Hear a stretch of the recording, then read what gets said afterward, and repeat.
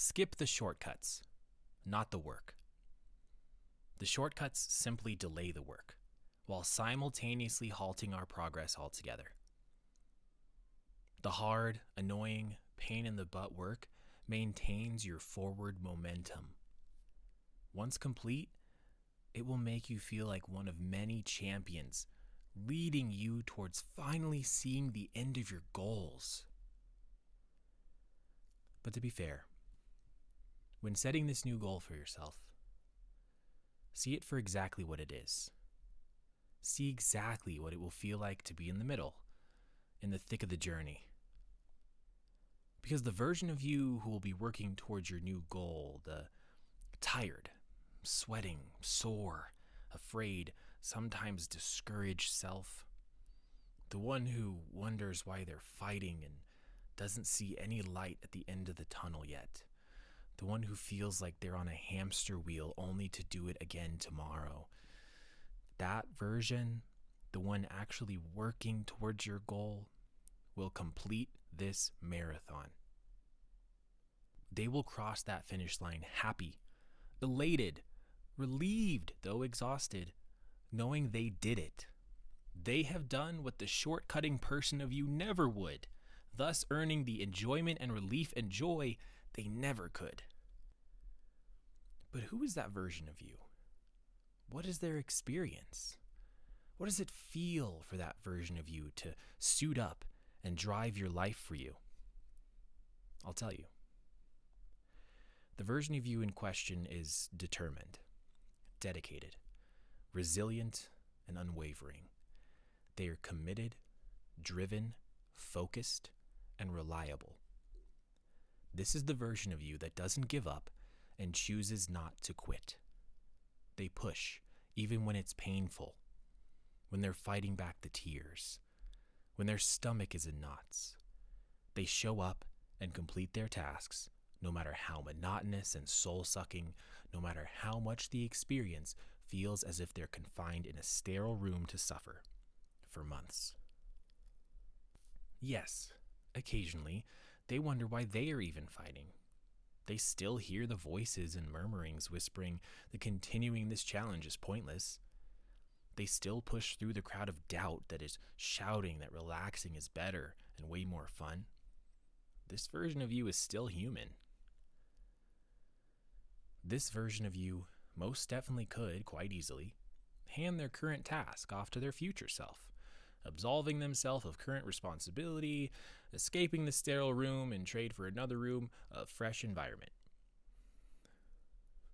This version of you is aware that if they were to make such a trade, their tasks would immediately be logged as shortcutted, accruing interest, not monetary, but emotional.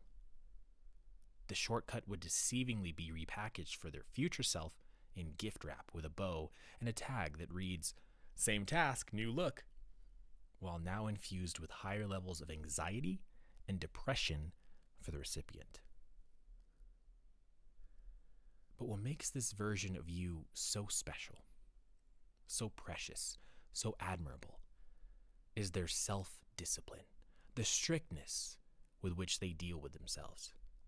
They acknowledge that the conditions they work in at present and for a few months are rough. The room is loud, its warm air uncomfortable and stale. It is poorly maintained, smelly. At times, it floods beneath their feet and the lights flicker, sometimes going out altogether, leaving them to work in darkness until they come back on. People at random intervals stop by the room and peek their heads in to shout ridicule and taunting, even throwing bottles and lit matches inside. Even so, they've read the terms and conditions of trading out their task for a walk across the warehouse to a brand new room. These terms, this contract, if you will, reads, and I quote, "By choosing to abandon your current task, you agree to abandon and exit your current room immediately, forfeiting further access to it, and begin the quiet, relaxed walk to your new room at your pace. Upon arriving and entering your new room, you'll be locked inside for an undisclosed period of time.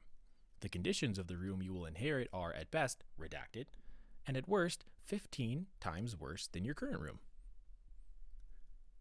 That version of you, instead of trading rooms, remains working, knowing the time in their current state will expire.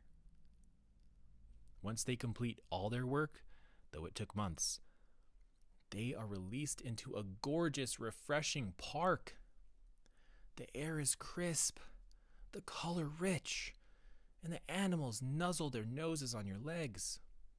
The sound of the nearby expansive waterfall soothes you. The cover of the dense leaves above sprinkling shafts of sunlight on your path while keeping you cool and comfortable. Only a few feet ahead, you see a finish line, with every version of you who stood aside cheering you on, thanking you, and celebrating your achievement. You made it. You changed your life. Right now, pay attention to my next few words. Stop what you're doing. Take a deep breath and just listen. That version of us will taste relief, peace, and joy that no other version of us can wish to experience, at least not anytime soon. Feed, cherish, encourage, heal, repair, comfort, and protect the version of us who is willing to step up for this war. They have the power to change our whole entire life into something so much lighter, we'll wonder why we didn't hand control over sooner. We can never go back. Not 1 minute, not 1 week, not 10 years. But we can choose to give this next version of us our signature, our promise, to allow them to be responsible for us daily, starting now and for a few more months. That version is you. And when you win, which you will, you'll look back and be so glad you skipped the shortcuts, not the work.